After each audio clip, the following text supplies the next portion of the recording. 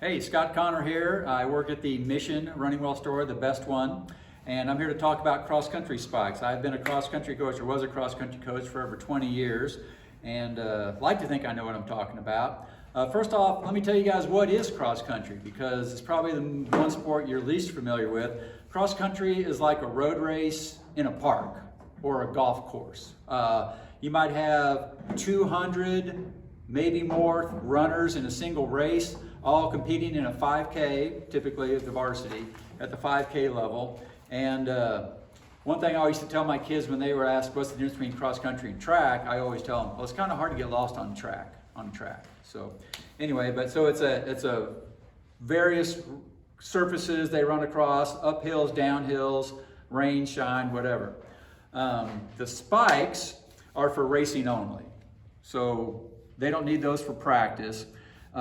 Track spikes, and I wish I had an example to show you, but you remember our last talk we had, they have a hard plastic plate where the spikes go. Cross country, it's all rubber underneath. So it's from heel to toe rubber. This is the Under Armour, and you can see this is all rubber, no hard plastic plate, and this is the New Balance. This is last year's model, by the way, and it's all rubber and you can see all these like little grippy things in there to get better grip on the surface because it might be rainy or whatever.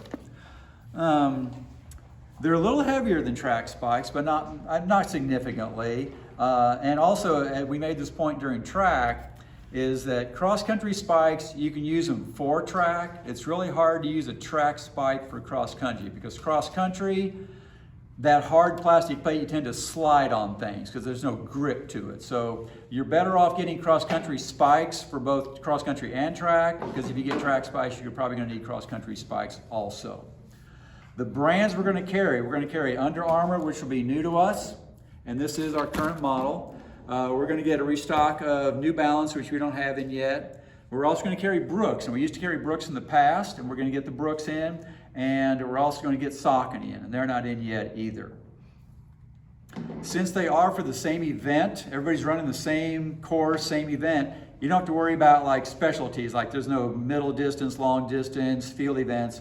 So it's a matter of comfort. So you just bring out one of each, have them put them on, have them run around. Which one's the most comfortable, that's going to be the best one for them, because there's really nothing else in there.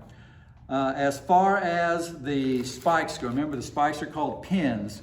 These come with a 3/8 inch size, both the Saucony and the New Balance and the Under Armour. This is your spike wrench, but they're all going to come with a 3/8 inch pin. That's kind of the standard for cross-country shoes.